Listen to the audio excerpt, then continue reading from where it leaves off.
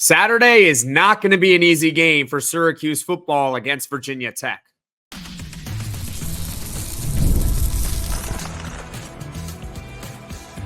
You are Locked On Syracuse, your daily podcast on the Syracuse Orange. Part of the Locked On Podcast Network, your team every day. Hello, everyone, and welcome into Locked On Syracuse. I'm Jackson Holzer, and thank you for making us your first listen of every single day here on the Locked On Podcast Network, where it's your team every day, and we are free and available wherever you get your podcasts. And on today's show, we are talking all things Syracuse football against Virginia Tech this Saturday. And throughout the podcast, I'm going to tell you guys why this is not going to be an easy game for Syracuse football by any means. Yes, the Orange are 5-2. Virginia Tech, though, is 5-3 on a 3-game win streak. And guys, the winner of this game qualifies for a bowl game. Just saying, all right? Because the winner will have 6 wins. You get the right to play that 13th game. Later on in the podcast, I'm going to give you guys my Syracuse and Virginia Tech prediction. I'm going to talk about Virginia Tech's defense, which it's really good at one aspect and really poor in another aspect. I'll get to that later on in the podcast. And we're going to start off talking about Virginia Tech's offense, which is not necessarily a new challenge. It's not something that Syracuse hasn't seen so far this season, but that doesn't mean it's going to be easy for Syracuse football to stop. Before we get to all of that, today's episode is brought to you by Gametime. Download the Gametime app, create an account, use code LOCKEDONCollege for $20 off your first purchase. For the second straight week, and it's not really a new challenge for Syracuse football this season, but still not going to be easy. They will have to stop an offense with a mobile quarterback and an elite running back. Now, it does slightly differ from the Pitt Panthers, right? We didn't really get a look of really the Pitt Panthers offense against Syracuse because, let's be honest, 3 of their touchdowns came on pick sixes, right? Wasn't the greatest look. It was tough to tell. But heading into that game, just to summarize it for you, Pitt has an elite quarterback in Eli Holstein. They also have an elite running back in Desmond Reed. And Eli Holstein, by the way, is a mobile quarterback, right? He can run, all right? Virginia Tech's slightly different because Pitt runs the ball 46% of their plays, okay? But Virginia Tech, Syracuse's opponent this week, runs the ball 59% of the time. All right, so this is a team that really likes to run the ball.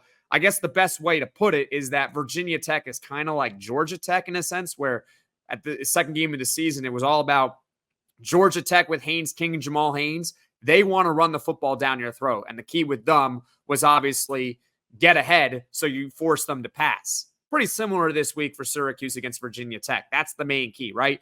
Get ahead, store a lot on offense, force Virginia Tech to throw the football because they really like to run the ball. I think what makes Virginia Tech's offense so challenging, though, is because when they're running, you really don't know who is going to carry the ball. You don't know, right? It could be senior All-ACC running back Bhayshul Tuten. This may be the best running back Syracuse has faced this season, right? Desmond Reed of Pitt is a good one. Jamal Haynes on Georgia Tech is a good one. The only reason why I say may be the best running back Syracuse has faced so far this season is because Tuten got hurt at the end of last week's game for Virginia Tech. Now, indications say that he is probable to play. At least that's what Coach Brent Pry of Virginia Tech had to say regarding Bhayshul Tuten. And honestly, I do hope he plays, right? I don't want, because I hate injury excuses. I don't like it at all. Like, I don't like hearing me like, oh, this guy's hurt, so that's why you won. Like, no, I want best on best. Let's go, right? But Bhayshul Tuten's really, really good. He's really good, probable to play, and if he's on the field, he's certainly dangerous to stop. Last year, he ran for over 800 yards and 10 touchdowns, including over 100 against Syracuse last season. That was a blowout game. He's only gotten better. Bhayshul Tuten has only gotten better this season. He is currently second in the ACC with 951 rushing yards. All right, so he averages over 100 per game, well over 100 per game this season. He's third in the ACC with 6.7 yards per carry. 6.7 yards per carry. Think about that for a second. 6.7 yards per carry. So that means if you give the ball to him on 1st and 10, the average would be 2nd and 4 or 2nd and 3. Think about how much of an advantage that is.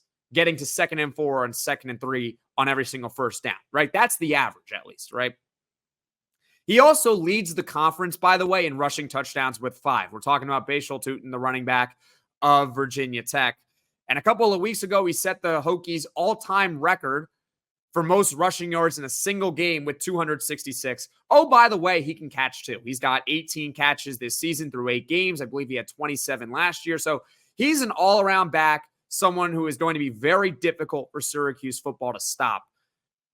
But one of the reasons why it's so difficult to stop him, it's so tricky, is because you have to respect that Virginia Tech, with their quarterback, Kyron Drones, who Syracuse football has seen before, right, especially last season, that Kyron Drones can run. He is one of the best pure mobile quarterbacks in the ACC. Pure mobile quarterbacks, right? Because Eli Holstein, while he can run for Pitt, I wouldn't necessarily consider him a pure mobile guy. Kyron Drones is a mobile quarterback through and through, and he's one of the best in the conference at it. Maybe one of the best in the country at it, honestly. He ran for over 800 yards last season. That included almost 60 against Syracuse. Oh, by the way, he set a Virginia Tech bowl record with 176 rushing yards last season against Delaine. I'm pretty sure Michael Vick played for Virginia Tech. Actually, I'm not pretty sure. I know for a fact Michael Vick went to Virginia Tech. Think about that for a second. He had more rushing yards than Michael Vick had in any bowl game, right? That's pretty impressive stuff from Kyron Drones. When he lines up in the shotgun and he's got Bhayshul Tuten to his right or to his left, you do not know who is going to get the ball. What happens here? This forces the defensive end that's on the quarterback's side. So let's call it the strong side of the quarterback, right? It forces that defensive end to kind of sit back and wait. This is that read option effect because the defensive end has to respect that Kyron Drones might run. When you think of Syracuse's offense and Kyle McCord is in the shotgun, this isn't a knock on Syracuse, but it's just their personnel, right? I'm kind of comparing the two here. When Kyle McCord's in the shotgun and LaQuinn Allen is to his right or left, it doesn't matter, or Yassine Willis, whatever, whoever it is to his right or left, and they're running the football on this particular play, you know that Kyle McCord is probably not going to keep the ball himself. You know that. It's just who Kyle McCord is. He's not the most mobile quarterback in the world. But with Kyron Drones and Bhayshul Tuten, you genuinely don't know. And it creates the effect of the defensive end. They have to respect that Drones might run, so you got to sit back. As a result, on any given play, there's going to be one less player on Syracuse's defense that can pursue the ball carrier. Because if Drones hands it off to Tuten, well, that defensive end on the weak side is going to have to is sitting back already guarding Drones. So that's one less defender that Tuten has to worry about, right?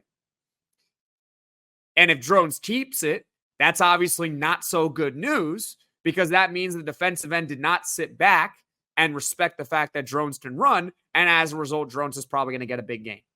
So either way, no matter what, it's a really difficult challenge. I think the best example, maybe in college or pro football, the best example of this effect is go watch the Baltimore Ravens with Lamar Jackson and Derrick Henry in the backfield at the same time. When those two are in the backfield at the same time, the reason why they are so efficient is because you don't know who's going to get the ball. You have to respect that either one of them could, so the defensive end has to sit back. It's why Derrick Henry might run for over 2,000 yards again this season. And it's why every Baltimore Ravens running back prior to Derrick Henry had an obscene yards per carry. When you have that when you have that quarterback who can run almost like a running back, it does wonders for your offense. So, how does Syracuse contain it? The best way to contain it is what I said at the jump. You got to get the lead on Virginia Tech. If you get the lead on Virginia Tech, just like what Syracuse did against Georgia Tech when they had Haynes, King, and Jamal Haynes, it's going to force them to throw, which is not exactly the strong suit of their offense. It's not their strong suit. They want to run the football. They run the football 59% of the time. So if you can get ahead of them, you can find a way to get a couple of stops early, get a couple of scores early, let's say go up 14-0, all of a sudden Virginia Tech's going to have to throw a little bit more, and that plays into the hands of Syracuse. So it's a tough offense in Virginia Tech. Tough offense with Bhayshul Tuten, an All-ACC running back, one of the best in the country right now, and Kyron Drones, one of the best pure mobile guys in the ACC, if not the country. So that's Virginia Tech's offense. Coming up, we'll switch sides to Virginia Tech's defense, and Syracuse's offense is really in for a challenge in this one. Basketball season is basically here, right? The NBA has already started. Syracuse basketball has already played one exhibition game. They got another one tonight against Slippery Rock. And the regular season is, 5 days away for Syracuse basketball. The way I get tickets for any basketball game that I go to is by using Gametime. Gametime is a new feature called Gametime Picks that makes getting tickets for your favorite live events even easier. Gametime Picks filters out the fluff to show you only incredible deals on great seats, so you don't have to waste time searching through thousands of tickets. And my favorite feature is the curated deals. Curation makes it easier to save more on sports, concerts, comedy, theater, etc. Take the guesswork out of buying concert tickets with Gametime. Download the Gametime app, create an account, and use code LOCKEDONCollege for $20 off your first purchase. Terms apply. Again, create an account, redeem code LOCKEDONCollege, LOCKEDONCOLLEGE for $20 off. Download Gametime today. Last minute tickets, lowest price, guaranteed. Virginia Tech has two completely different defenses. There's one side that is elite and one side where they are incredibly vulnerable, all right? So let's go over the two completely different defenses for Virginia Tech. Obviously, it's one unit, but really I should rephrase it to two aspects of their defense. Where is Virginia Tech vulnerable, all right? Let's start with that. Where are they vulnerable? Against the run. Period. End of story. They are vulnerable against the run. Virginia Tech is the second worst rush defense in the ACC. They are also bottom half in yards per carry allowed in the ACC. And honestly, that's propped up because they get a lot of sacks. All right. This is a team that gives up a lot of rushing yards. All right. So what does that mean for Syracuse football? They're going to have to run the football. This is not a good matchup. I'm going to get to in a second where they can probably air raid this. I know this is an air raid offense for Syracuse football. I get it. I've accepted that at this point. We're 7 games into the year. We know what this Syracuse offense is. But they might have to do something a little bit uncomfortable to win this game against Virginia Tech. And that's run the football a lot with LaQuinn Allen. Hopefully, Yassine Willis can play as well. He's dealing with that ankle sprain. Hopefully, once again, he can play. Fran Brown sounds optimistic on him, right? But still, we don't know. We suffered that injury in the fourth quarter of last week's game. It was quite unfortunate. Hope he's okay. So Syracuse football, Virginia Tech, not great at stopping the run. They're not good at it. But they are elite at stopping the pass.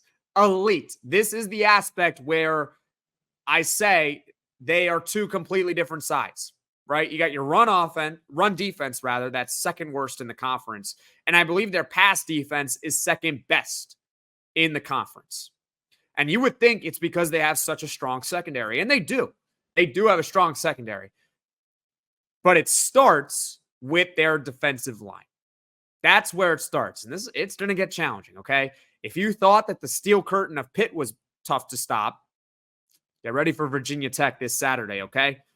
It's led by Antwaun Powell-Ryland, number 52, which is actually my lucky number, but might not be so lucky on Saturday.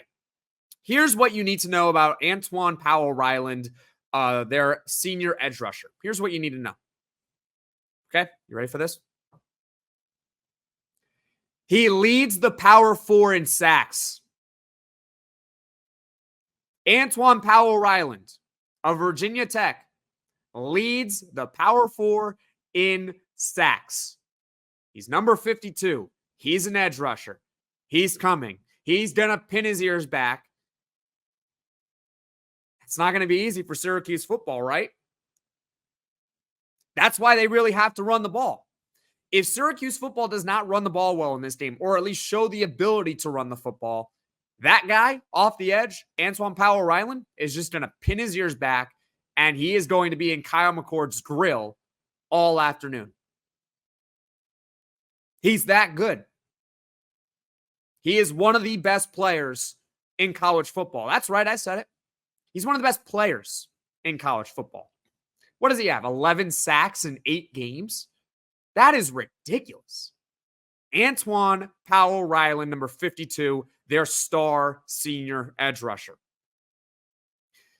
Doesn't get any easier either because they also got Aeneas Peebles, number 16, on the defensive line. He is a preseason all-conference defensive tackle. He's second on the team with a mere 3 sacks compared to the 11 of Riley.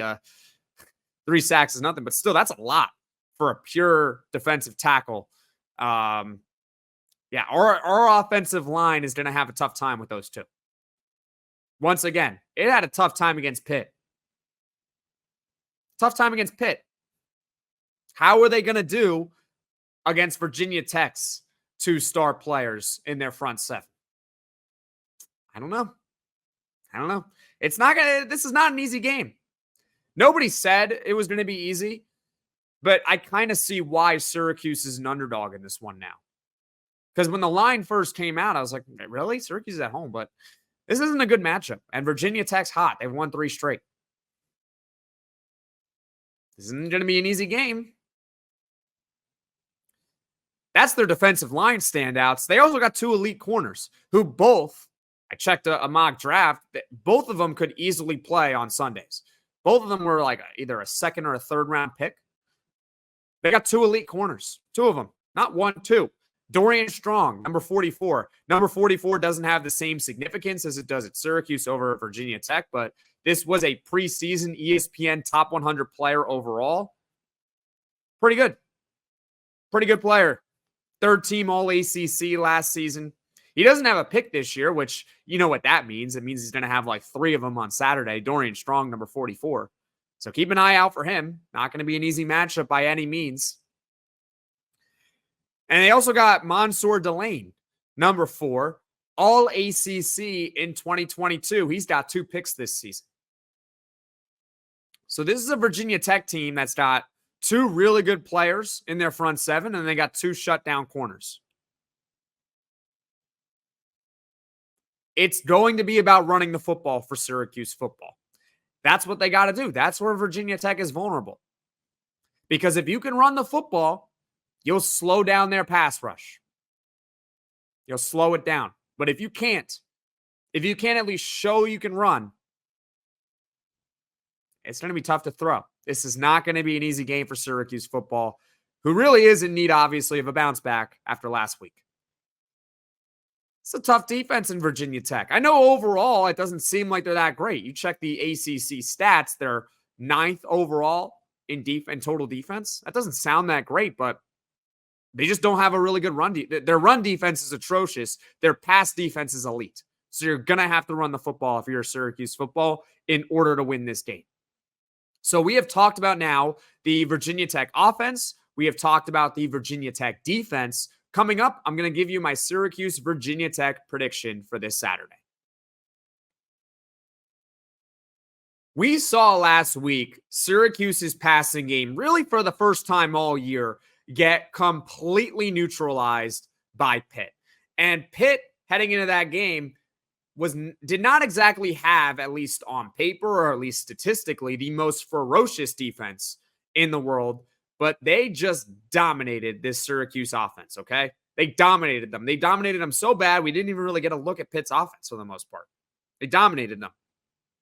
So obviously, Syracuse comes into this game off a really bad loss. Not bad per se to the opponent. Pitt's a good team. Just overall, they didn't play well in that game. And Virginia Tech comes into the Dome hot. They're red hot. They've won 3 straight. They're feeling good about themselves now. And the winner of this game, obviously, as I said at the very top of the podcast, earns the right to play in a bowl game. For Syracuse, it would be its 3rd straight bowl game. When was the last time they went to 3 straight bowls? It's been a while, right? Been probably over 2 decades since that happened. I know this game is at home for Syracuse football. I know it's at home. So that should help them out, you'd think, being at home. But this is not a good matchup. This is not a good matchup by any means. And it's because Virginia Tech's strengths counter Syracuse's strengths.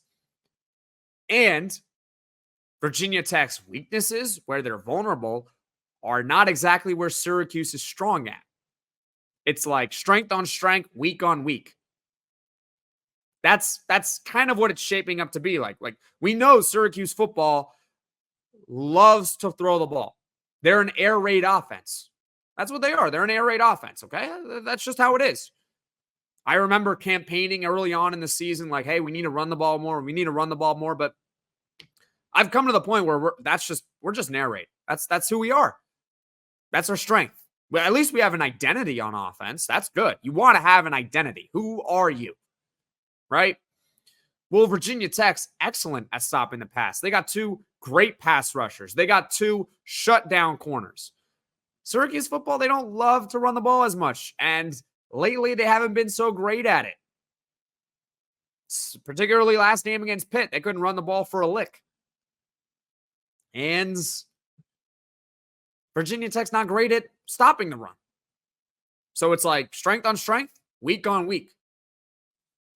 So the question becomes for this game, can Syracuse win? And they haven't shown it yet this season. They haven't really had to show it, but can they win a game they're not comfortable with? Can they win a game not exactly playing to their strengths?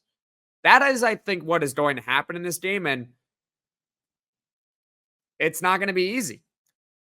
Because I am not sure if Syracuse decides they want to throw the ball 50 times in this one, and they easily could, if they can slow down Powell-Ryland and or Peebles on that defensive line. I'm not sure they can slow them down. Those guys are elite, and they got 2 shutdown corners, as I mentioned. So I think for the very first time on this podcast, I'm publicly going to predict against Syracuse in this one. I don't love the matchup. I hope I'm wrong. It's the classic prove me wrong. So am I going to be happy if I'm right with my prediction? Absolutely not. I don't want to be right. I don't. I don't want to be right at all. But I don't think this is necessarily the game where Syracuse gets a bounce back. I think you're saving that for their next game. I think is against Boston College on the road. I think that's where you can see Syracuse win. And they got at Cal. I think they can win that game too. Then UConn at home certainly is a win in my book, right? But Virginia Tech, to me, it's a bad matchup. Bad matchup. This defense for Syracuse is going to have a tough time with their run game, in my opinion. And Syracuse, a team that likes to throw the ball a lot against a Virginia Tech team that stops the pass really well. Not so sure that Syracuse can win a game that they are uncomfortable winning. Can they win a game with with running the ball more? Because that's probably what they're going to have to do to win this one. So I don't love the matchup. And I'm going to pick against Syracuse in this one. That's right. I'm picking against them. I hope they prove me wrong. I'm going to go with Virginia Tech 24, Syracuse 17.